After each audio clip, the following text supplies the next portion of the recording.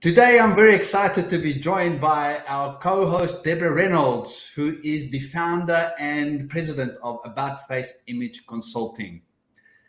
Deborah has a handful of intriguing questions for our guest. Welcome, Deborah. It is always great to be back here, Moreno, and we've got this really exciting episode. And I got to say that when you did the intro, I was just kind of dancing in my chair. I just loved it. We are very excited to be joined by Kirsten Anderson, who is a playologist. I had to look up that word, playology. Welcome, Kirsten. But now you can see me too. I am not just a voice. I am a face as well. Yes. We can't wait to learn more about your fascinating topic, playology. Before I hand over to Deborah, I want to introduce our guest, Kirsten, with a few tidbits. After 25 years as an entrepreneur in the toy industry and over a decade as the play expert on global TV, Kirsten sold the award-winning Best Toy Store in Canada to bridge her expertise in business leadership and the bottom line benefits of playfulness at work. Though she's heard some call her a playologist, she's actually an international keynote speaker on the power of playfulness to improve innovation, wellness, culture, and team dynamics.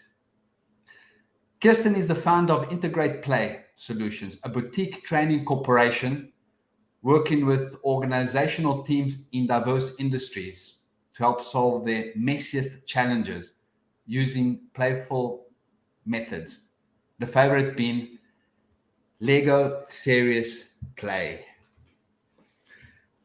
This is going to be a spellbinding session. To comment or ask questions, type them in the chat. Questions will be answered at the end of the event. Take it away, Deborah. Thank you, Moreno.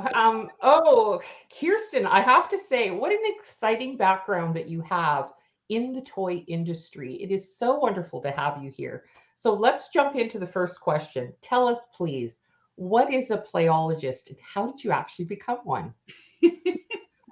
Well, it's not really a real thing, but it was just something that was bestowed upon me after being a toyologist for 25 years. It seemed like a natural progression to go on to playology. I was wearing the white lab coat and writing prescriptions for play for 25 years, as Moreno kindly introduced me.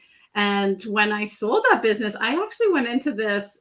I had been asked to speak very frequently, and I kind of reached my peak after 25 years. I'd like, what next? If not now, when will I be doing something else? And I was pretty obsessed with play as a tool to help adults. And at first I thought, I really want to help children play more. There's a real play deficit for kids. I want to help teenagers. I want to help senior citizens. But then I really started focusing on the value of play in the workplace. And so that is how I became a playologist. I became certified in Lego serious play, certified in psychological safety. I did my coaches training way back in 2000 before I had actually the toy store. So that's kind of the background on how I ended up here. And an interesting little tidbit is that my mom, who had the first toy store, Grand Land Toy Company, she was a business person, owned her own preschool as well. And then my dad's an organizational psychologist. So I blended those two things into playology. It's like taking the full aspect of your life, everything that you love and the full joy of it, and putting it into something that is viable to make a business with. And I mean, this is the epitome of sort of following your passion. I love it. It's beautiful. Tell us now, what problems do your clients come to you for? Yeah, it's an interesting question. And I just wrote about this on LinkedIn this morning, actually, because someone recently asked, actually it was through the Canadian Association of Professional Speakers, they asked, what is the one word you would use to describe the problem you solve for your clients? and I kept going to my playful methods, and the way that I deliver programs and trainings and facilitation and keynotes was all very experiential, very playful, sometimes using Lego, empathy toys. And I was like, what is the common thread besides the play, which is really the solution, not the problem? And the word that finally kind of came to me was disconnection. So when we are disconnected from each other and we don't have that sense of belonging and alignment with our teams, and we're, even pre-pandemic siloed teams, and now hybrid teams. So bringing people together through that connection, well-being and resilience and burnout and change, it has been huge. So being disconnected from our ability to express our needs, to set those boundaries, to be self-aware, to connect with the adaptability that we had when we were younger. Even sales is about disconnecting. Like, if we're disconnected from our customer, not having that relationship, if we're not connecting with listening. Psychological safety is about connecting with people and really making people feel safe to be vulnerable and to make mistakes and to challenge and contribute. And it being Creativity and Innovation Week, that's very timely that we should be talking about creativity and innovation, because we need to connect to that limitless imagination that we had when we were children, and opening ourselves up to possibilities so that we can be a sustainable business. And communication and collaboration, definitely about, reconnecting. That word, the disconnect, is such an incredibly important word, because it sums up the essence of all trusted relationships and the ability to be able to work together. I love that. That is such an insightful perspective. So, Kirsten, tell us, please, who do you work with? Yeah, I'm not picky who I work with. I like to work with people that are already somewhat sold on the idea of fun and playfulness being of value in the workplace. So it isn't industry specific. I'm quite agnostic when it comes to who. We tend to work with a lot of tech companies, but we've also worked in finance, government, associations, engineering firms, construction. A lot of senior leaders, people leaders, and learning and development people bring us in, even sales teams.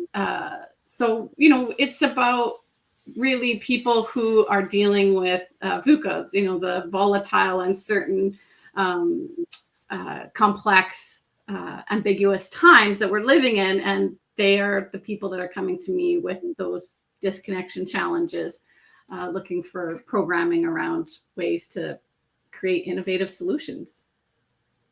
What I find really interesting about what you shared, Kirsten, is that a lot of those companies that you mentioned, the types of industries that you're working in, are very much left brain. And of course, the idea is you're taking them to the right brain, which is where happiness lives, that joy, that playfulness, the innovation, the creativity comes into play. So obviously, it makes sense that those organizations, the engineers, the techs, the data people, the ones where, and government, like places where it's much more serious and stressful in the workplace environment, this is really a needed process. They really need to be able to work with you in those areas. So for our next question, tell us, Kirsten, how is playfulness at work a benefit to an organization's bottom line? Yes, well, all the Post-it notes behind me, you can see that's kind of the foundation of the playful mindset. And so I take people through that in a full-length keynote or training. So there's so much to the bottom line benefits, but if I was to just say 3 of the many things to constraint, with the creative constraint of our time here, sales is one that people really think of right away when it comes to bottom line, like increasing our sales, increasing our bottom line, bigger contracts with our clients. And so when we improve our customer experience through having an improved employee experience, those two are so linked together. And when we're able to experiment and try new things and communicate with each other better through letting go of perfectionism, because perfectionism really the opposite of playfulness, that allows us to take more risks. And then if you were to focus on the learning and development side of things, a big focus for what work I'm doing, then you're integrating into your experience design like delight and laughter and connection, and making those experiences that much more memorable. Because when people leave a lot of learning and development sessions, the stats are like 90% of it is lost within a week. So it's a lot more memorable and sticky if we're integrating playfulness and fun. And lastly, I'll speak to retention because it's so relevant and so timely right now. The stat from SHRM is replacing an employee can cost 60 to 200% of their average salary. So we want to work on that well-being component, that connection, belonging, psychological safety, which is the foundation of a solid team. So those are just 3 of the bottom line benefits that people see after working together with me, with our team. Those are amazing returns on investment. And I think people underestimate the importance of that. And obviously we can attach those to probably specific percentages and numbers and increase in revenue that is generated. But what I also love is sort of how it will develop the team to come together and their overall commitment to the organization. I bet you it would just skyrocket. It probably would be quite incredible. Yeah, a lot of the words are afterward, like, let's do more of that. Or do you have one thing that could improve about this facilitation? Yes, it could be longer because, quite often companies will bring me in for just an hour. Like, oh, can you do an hour on communication, an hour on collaboration? And we're like, okay, that's not enough time. And so even if we do 6 sessions, just an hour at a time, people are still left. It may feel like a bit of a recess. It flies by because there's so much play involved. But that is a very common complaint at the end, is that they're too short. So I can live with that complaint. And just the added benefit to boosting the corporate culture as a whole and the reputation of the company too, where staff are retained. They want to stay there because there is a lot of play within that organization and they feel valued and appreciated. Yeah. Such rich content. So we actually have a few questions from the audience that they had placed some questions into the LinkedIn chat. One of them from Leah, the other from Lewis. The question being, what keeps people from playing or even having fun at work? Yeah. Well, the word play has a lot of stigma attached to it. And I have surveyed some CEOs on this question, and it may come out in many different ways, but the one word that it boils down to is, and you might guess it. Do you want to guess what the word is that keeps people from? Well, basically, they're not working, probably. Yeah, it's fear. It's really a fear. Whether you're a CEO or you're new to a job, an intern, it's still going to be that same fear. So fear of judgment, fear of being perceived as not working, fear of being perceived as not being productive, fear of not seeming professional, that illusion of professionalism that we've built up over centuries. It's really even a fear of, how will the competition view me? How will my peers view me? So it's very all-encompassing fear that we are working towards. And it does feel like we're in a bit of a tsunami of change, a movement towards more playfulness at work, more fun at work. And that, I don't want people to think that this is just about foosball tables that sit there unused in a lobby, because that is definitely not what we're talking about here. Deborah, you talked about valuing people.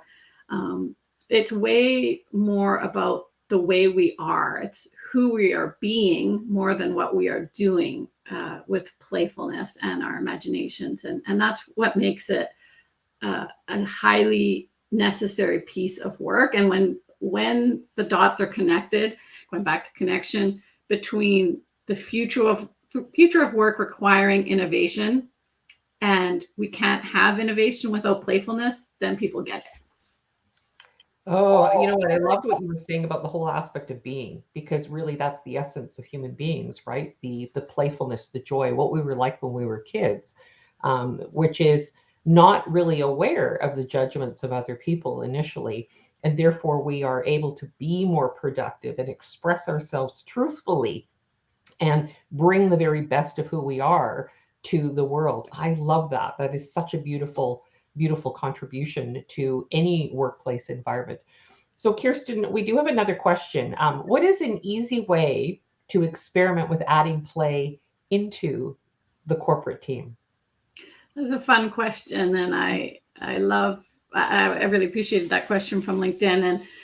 And there's so many different things. The first thing I would say that would work for a solopreneur or in a corporate team would be to schedule playful breaks within your day. So it's actually may seem counterintuitive. It may seem like the paradox. I call it the paradox of productivity is one of the names of my sessions.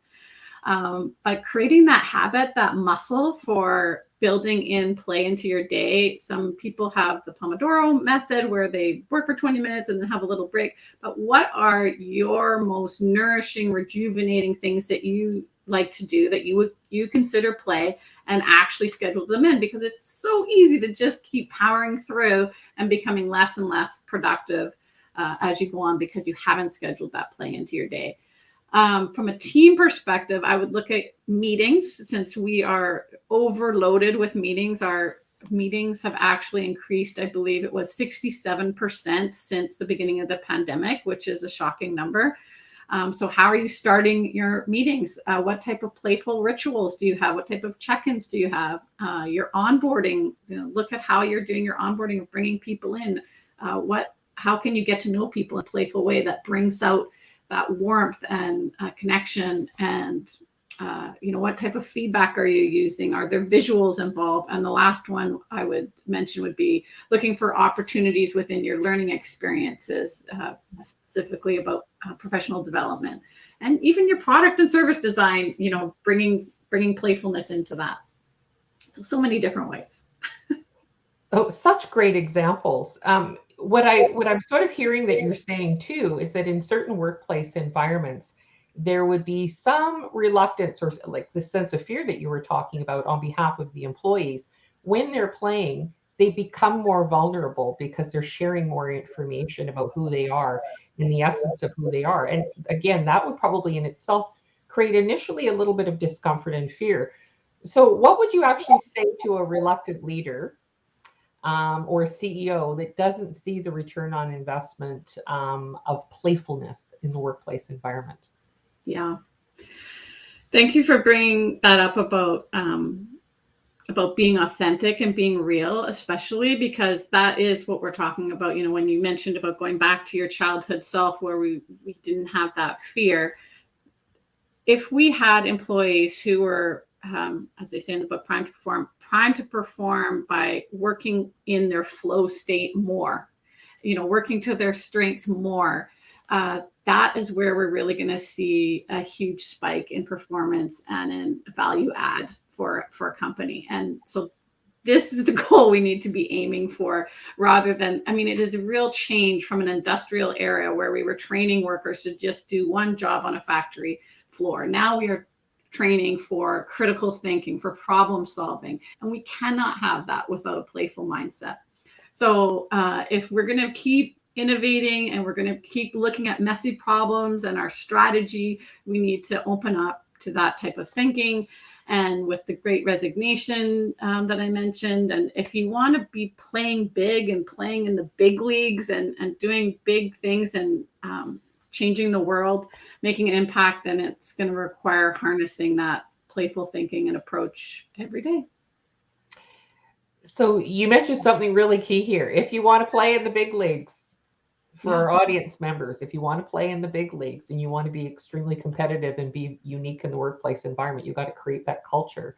And Kirsten Anderson is the one to do that for you. Still love the content, Kirsten. Just beautiful, beautiful information. What you're doing is really a true service to our community, and everything that we've gone through in terms of the pandemic and the difficulties and challenges globally that we're having right now. This is more important than ever for companies and organizations to implement your processes and your systems and your beautiful playology. Thank you. Thank you. It's a pleasure. Deborah, Kirsten, There's another question here that perhaps you may want to answer. Can I display it? Sure. It goes like this. What are some of the easy ways to experiment with adding playfulness to everyday work for corporate teams? I think we answered that one. Okay. Yeah, I think we answered that one. But it was there's so many different ways, and one of the my friend Gary, I collaborate with a lot of other play people, and we're working on a program now around rituals, and that is a really key thing that people can use within their workday to look at what playful rituals are embedded into their culture. So I would definitely look at that as a added one. The rituals, the daily habits, the hourly habits that we have, turning them into rituals, which I love that perspective, is really a unique way to recommit ourselves to something, because we know it's not going to be difficult. It's going to be easy. We're going to be playing through the process. That makes it much more exciting to know that we're going to enjoy the process rather than implementing resistance moving through it. I love it. Yeah. And even sometimes, so daily rituals, but they might be event rituals as well. Like every year we have this big event and we do this, or we go here together. And that might be another way to explore rituals with your company, especially now that we're coming back together and having some more in-person events. I'm so excited to like off-site retreats again, and, be on stages again rather than, I love this format as well. And it's true that you can connect through a virtual setting. People think it has to be all dry and boring, but there's a different energy in person as to hybrid, but we can definitely do a lot of fun things in person that we can't do, like Lego Serious Play. Absolutely. Yes. Yeah. Love that Lego concept. It's just beautiful. Yeah. It really brings all the voices to the table, and it's so important right now for innovation and creativity and moving forwards to hear all the diverse voices and perspectives that are within your organization. The answers are there. We just need to draw them out. Beautiful. Love it. It's good to hear that playfulness is important for our sanity, and it's still here, and we should use it all the time. Those were all the adjectives that we used in the opening. Exciting, intriguing, fascinating, spellbinding. Kirsten, that was 30 minutes of abundant value from you. Thank you so much for sharing your novelty and experience. We appreciate you taking the time to join us. A last word from you, Kirsten? Keep playing big. Play every day. Yes. Love it. And Deborah, thank you so much for co-hosting our new You Now online live events, where we give business pleasure. We give a business joy listening to Kirsten. Yeah, we give business owners an opportunity, which is easy and quick, to increase their visibility, exposure, and influence. Deborah, do you have a last word for our listeners?